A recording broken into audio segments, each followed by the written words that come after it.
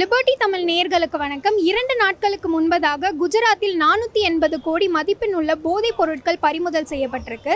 இன்று சேலத்தில் குஜராத் மாநில பதிவு எண் கொண்ட காரில் 440 கிலோ போதைப் பொருட்கள் பறிமுதல் செய்யப்பட்டிருக்கு. இந்த நிலையில் பாஜக தமிழ்நாட்டில் தான் போதைப் பொருட்கள் புழக்கம் அதிகமாகிவிட்டிருக்கு அப்படின்னு சொல்லிட்டு ஒரு குற்றச்சாட்டு வச்சிருக்காங்க. இந்த குற்றச்சாட்டு சரியான்றதை மக்கள் கிட்ட கேட்டு தெரிஞ்சுக்கலாம் வாங்க. அதிமுக ஆட்சியில் இது வரைக்கும் தடை பண்ணதே இல்லை போதைப் பொருட்கள். இந்த திமுக ஆட்சி வந்த பிறகு இந்த போதைப் பொருட்கள் தடை பண்ணாங்க.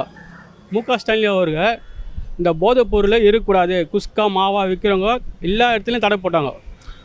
இன்ஸ்பெக்டர் அந்தந்த இன்ஸ்பெக்டர் வந்து டெய்லியும் கம்பல்சரி ரவுண்ட்ஸ் போகிறாங்க. இது டிஎம்கே ஆட்சியில் தான் இந்த மாதிரி நடந்ததுன்னு சொன்னால் இவ்வளோ நாள் இந்த போதைப் பொருட்கள் வராது இருந்தது. எப்போ இந்திக்காரங்க உள்ளே வர ஆரம்பித்தானுங்களோ இந்த போதைப் பொருட்கள் இன்னும் அதிகமாகுது. பிஜேபி ஆட்சி எப்போ வரப்போகுதுன்னு அவங்க வர முடியாத சூழ்நிலை இருக்குது சொல்ல தான் இந்த மாதிரி டிஎம்கே மேலே ஒரு பழியை போடுறாங்க. வேறு எந்த காரணமும் இல்லை. இது தமிழ்நாட்டில் போதைப் பொருட்கள் இல்லவே இல்லை. இவனுக்கு சும்மா பழியை போடுறது தான் காரணமே. வெளி மாநிலத்தில் தான் அதிகமாக இருக்குது. இங்கே பார்த்தீங்கன்னா எவ்வளோ மேல் கம்மி. இந்த கவர்மெண்ட் கம்மி பண்ணி தான் வச்சுக்குது. ஏன்னா அரசியல் அரசியலில் பார்த்திங்கன்னா இப்போது எலெக்ஷன் வரப்போகுது. அதுக்கு குற்றச்சாட்டுனா அவங்களுக்கு சாதகமாக அமையும்னு சொல்லிட்டு பார்க்குறாங்க. ரேட் ஆப் இது பார்த்தீங்கன்னா உத்தரப்பிரதேஷ் அந்த மாநிலத்தில் லிஸ்ட்டு நான் பார்த்துக்கிறேன். அதில் பார்க்க சொல்லிங்க பார்த்தீங்கன்னா அதிகமாக இருக்கிறது அந்த மாநிலத்தில் தான். நான் அதிகமாக தமிழ்நாடு தான் இருக்கிறதுல கம்மியாக இருக்குது. காங்கிரஸ் காலத்தில் கூட இந்த மாதிரி அதிகமான போதைப் பொருள் கடந்த காங்கிரஸ் ஆண்ட ஒரு 50 வருஷம் 40 வருஷம் ஆண்டுகளில் இந்த மாதிரி போதைப் பொருளை நம்ம பார்த்தது இல்லை. இதே இந்த பிஜேபி ஆட்சிக்கு வந்த 10 வருஷம் இதுக்கு முன்னாடி இந்த அதானி ஃபோர்ட்டுன்னு வந்ததுக்கு அப்புறம் அதிகமான போதைப் பொருள் கடந்த 10 வருடங்களாகவே இந்த அதானி போர்ட்லேருந்து நிறையா வெளிநாடுகள்லேருந்து வருது.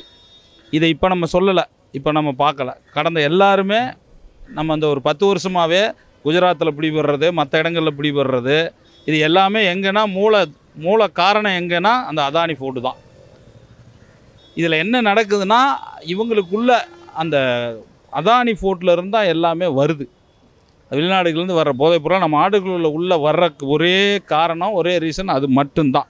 மற்ற எந்த வழியாகவும் போதைப் பொருள் வர வாய்ப்பு இல்லை. ஏன்னா எல்லா பகுதியிலையுமே நம்ம அதிகமான பாதுகாப்பு வரன் போட்டிருக்கோம் எல்லா வாயில்லையும். இந்த ஃபோர்ட்டில் தான் இவங்க கடல் வழியாக அந்த போதைப் பொருளை கொண்டு வர்றாங்க. இதை என்ன செய்கிறாங்க, இந்த வியாபாரத்துக்காக இவங்க இந்த பிஜேபி அரசாங்கத்தை சார்ந்தவங்க தான் இதை செய்கிறாங்க.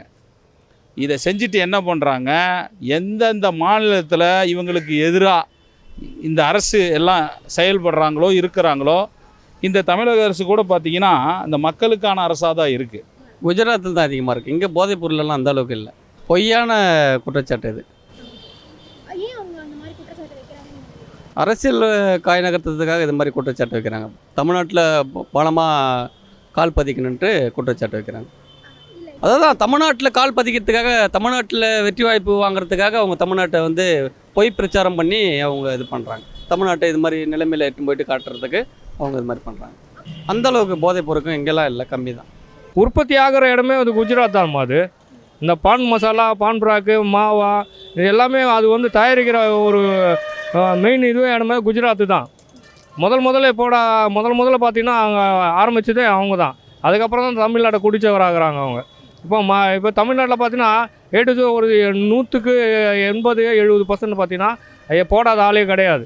இதெல்லாம் அவங்க டிஸ்போஸ் பண்ணுறதுனால தான், இங்கே தமிழ்நாட்டுக்கு சப்ளை பண்ணுறதுனால தான் அவங்க இங்கே தமிழ்நாட்டில் அதிக புழுக்கமாக இருக்குது. ஸோ கெடுத்ததே அவங்க தான். இது அதனால் இது பொய்யான குற்றச்சாட்டாக தான் இருக்கும் கண்டிப்பாக. பாஜக தேர்தல் நேரத்தில் என்ன சொல்கிறாங்களோ அது பூரா இப்போ என்னென்னா அவங்களுக்கு ஓட்டாக மாறணும் அப்படின்னு பார்க்குறாங்க. அது ஓட்டாக மாறணும் அப்படின்னா ரொம்ப கஷ்டம்தான். நிறைய பொய் சொல்கிறாங்க அவங்க. குஜராத் மாநிலத்தில் தான் பார்த்திங்கன்னா போதைப்பொருள் கிடங்குன்னு சொல்லலாம். போதைப்பொருள் கிடங்கு தயாரிப்பு, வெளிநாட்டுடைய தொடர்புகளோடு உள்ள போதைப் பொருள்கள், அந்த போதைப் பொருள்கள்லாம் அங்கே இருந்து தான் எல்லா மாநிலத்துக்கும் சப்ளை ஆகுதுன்னே சொல்கிறாங்க. இதை உதாரணத்துக்கு சொல்லணும்னா கடந்த காலத்தில் பார்த்திங்கன்னா நம்ம சென்னை துறைமுகத்தில் அப்படி ஒரு வேக்கன் பிடிபட்டுச்சு. பிடிபட்டதை என்ன அப்படின்னு சோதனை பார்க்கும்போது அது அம்பானி அதானி பெரிய பெரிய கார்ப்பரேட் முதலாளிகளுக்கு தொடர்பு இருக்குது அப்படின்ட்டு சொல்லிட்டாங்க. அதை சொன்ன உடனே அதை அப்படியே போயிடுச்சு அது. ஆனால் தேர்தல் நேரத்தில் வந்து தான் தமிழ்நாட்டில் வந்து போதைப்பொருள் இருக்குது, போதைப்பொருள் அதிகமாக இருக்குது, நடமாட்டம் அதிகமாக இருக்குது அப்படின்லாம் சொல்கிறதெல்லாம் வந்து ஒரு குற்றச்சாட்டு மாதிரி. இல்லை, அப்படிலாம் இல்லை. அப்படிலாம் இங்கே எதுவும் இல்லைங்க. அது எல்லா பங்கும் இப்போ குஜராத்தில் பார்த்தோன்னா ஏகப்பட்டது எடுத்திருக்காங்க. அப்புறம் இங்கே இது போய் ஒன்று இது எல்லா ஸ்டேட்லேயும் இது தப்பு தான் நடக்குது. இப்போ மகாராஷ்டிராவில் நடக்கலையா? மகாராஷ்டிரா நீங்கள் நேற்று நடக்கலை, 30 வருஷமாக நடக்குது போதை குற்றம். யாரும் பெருசாக பிடிப்பட்டதாக சரித்திரமே இல்லை. இப்போ அங்கே பிஜேபி ஆதரவாளர் தான் சீஃப் மினிஸ்டராக இருக்கார். இப்போ அங்கே அந்த கலாச்சாரம் போயிட்டு தான் இருக்குது. இது சமுதாயத்துக்கு கேடு விளைவிக்குதுன்னு நினைக்க மாட்டேன்றாங்க politicians. All politicians are just supporting this kind of people only. That's what I want to sell. இங்கே வந்து போதைப் பொருளெல்லாம் அந்த அளவுக்கெல்லாம் ரொம்ப இதுவெல்லாம் இல்லை. இங்கே கம்மி தான் போதைப் பொருள். நடவடிக்கை எல்லாம் நல்லா இருக்கு. ஏரியாவில் நிறைய விஜிலன்ஸ் சுற்றுறாங்க. அங்கங்கே எல்லாமே நிறைய இடத்துல ரோட்டில் போகிறவங்கள கூட அப்போ அரெஸ்ட் பண்ணி நாங்கள் கண்ணுக்கு எதிராக பார்த்து அரெஸ்ட் பண்ணுறாங்க. நிறைய பேர் இது பண்ணுறாங்க. இல்லை, அதாவது என்னென்னா இவங்களுடைய சூழ்ச்சியே வேறு.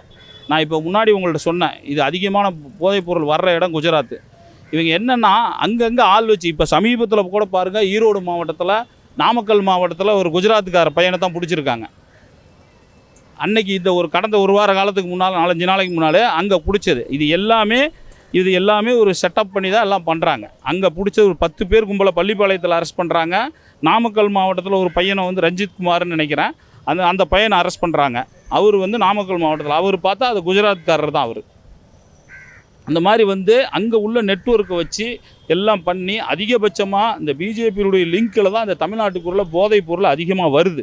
அது என்ன எதுக்குன்னா இந்த ஆட்சியாளர்களை, அந்த அரசாங்கத்தை கெட்ட பேரை உண்டு பண்ணணும் அப்படிங்கிற ஒரே நோக்கத்துக்காகவும், அவங்களுடைய சுய லாபத்துக்காகவும், இந்த வியாபாரத்தை இதை மறைமுக சுய லாபத்துக்காகவும் அதை அடுத்தவங்க மேலே பழிய போட்டு, இந்த அரசாங்கத்து மேலே பழிய போட்டு இவங்க அது மூலியமாக குறுக்கு வழியில் ஆட்சி பிடிக்கணுங்கிறதுக்காக தான் இவ்வளோ சம்பவங்கள் நடக்குது. இதுதான் நிதர்சனமான உண்மை.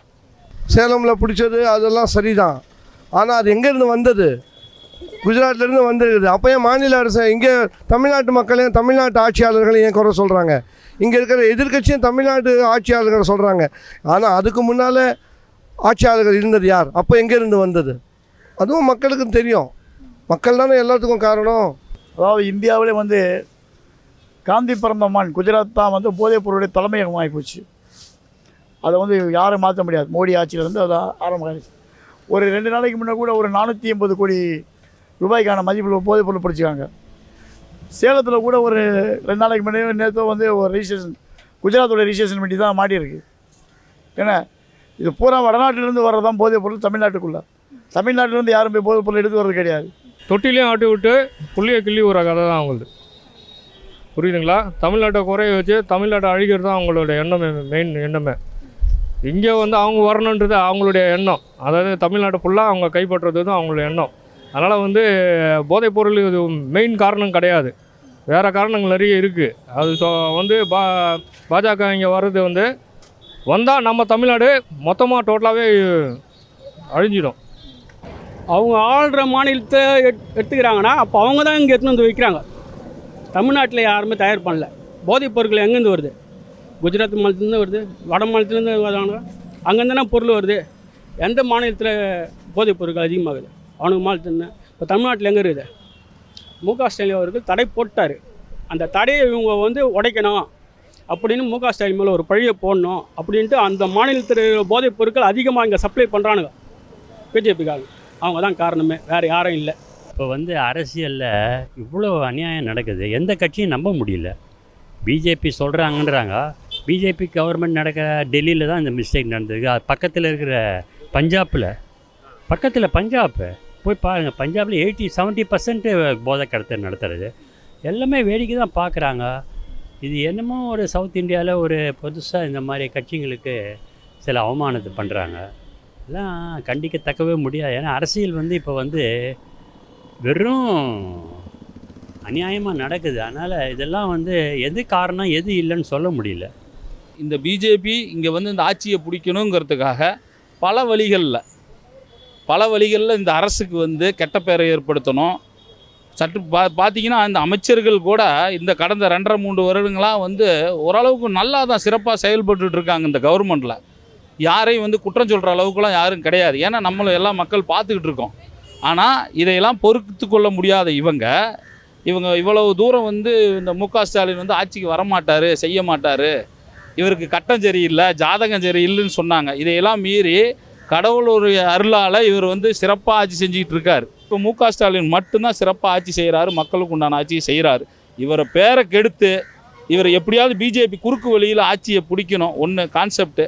அடுத்து எல்லா மாநிலத்திலும் நம்ம பார்க்குறோம், எல்லா மாநிலத்திலும் என்ன செய்கிறாங்க, இவங்க இல்லாத மாநிலம், மற்ற மாநிலங்களில் இவங்க ஆட்சியில் இல்லாத மாநிலங்களில் குறுக்கு வழியில் எம்எல்ஏக்களை விலைக்கு வாங்குறது, எம்பிக்களை விலைக்கு வாங்குறது, பல்வேறு வழிகளில் இவங்க குறுக்கு வழியில் என்னென்ன செய்கிறாங்கிறது நம்ம எல்லாத்தையும் நம்ம தமிழர்களாகிய நாம் எல்லாமே பார்த்துக்கிட்டு தான் இருக்கோம் பொது வெளியில். அதனால் முற்றிலும் துடைத்து எறியப்பட வேண்டிய ஆட்சி இந்த ஒன்றிய அரசினுடைய இந்த மோடி ஆட்சி.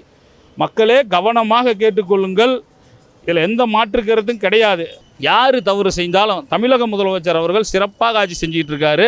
அவர் தன்னுடைய கட்சிக்காரன் கூட அவர் கட்சியில் இருக்கார் அப்படின்னு தெரிஞ்சு அவர் தப்பு செஞ்சார் அப்படின்னோன்னு கட்சியை விட்டு நீக்கிட்டாங்க. அவர் மேலே என்ன சட்டம் வேணால், என்ன சட்டப்படி என்ன நடவடிக்கை வேணாலும் எடுங்கன்னு சொல்லி அவர் பண்ணிட்டார். எவ்வளவோ அதுக்கு உதாரணத்தை நம்ம பார்க்குறோம். சில விஷயங்கள் கட்சிக்காரங்க தவறு பண்ணுற ஒரு சில இடங்கள்ல, ஏன் சமீபத்தில் அந்த கடலூரில் கூட ஒரு எம்பி இப்போ இந்த முந்திரியால பிரச்சனையில் ஒரு கொலை ரமேஷ்ன்னு சொல்லி அவர் ஒரு கொலை பிரச்சனை நடந்து அவர் சட்ட ரீதியாக அவர் கைது செஞ்சு அவர் அரசாங்கத்தினுடைய இதில் இருந்துட்டு தான் வெளியே வந்தார். அவர் திமுகனுடைய அமைச்சர் தான். அவங்க சட்ட ரீதியாக உள்ள இதையெல்லாம் நடவடிக்கை எடுக்குது இந்த அரசாங்கம். ஆகவே வந்து நம்ம மக்களாகிய நம்ம பொதுமக்களாகிய அதை கவனமாக இருந்து நம்மளை பிரித்தாலும் சூழ்ச்சியை கொண்டுக்கிறவங்க இவங்கள்ட்ட நம்ம எச்சரிக்கையாக இருந்து நம்ம நாட்டை பாதுகாக்கணும். அதுக்காக வந்து நம்ம ஒற்றுமையாக இருக்கணும்னு நாங்கள் கேட்டுக்கொள்கிறோம். அதனால் வரக்கூடிய பார்லிமெண்ட் எலெக்ஷனில் திமுக கூட்டணியை எல்லாரும் ஆதரிக்கணும்னு நான் வேண்டி விரும்பி கேட்டுக்கொள்கிறேன். நன்றி, வணக்கம்.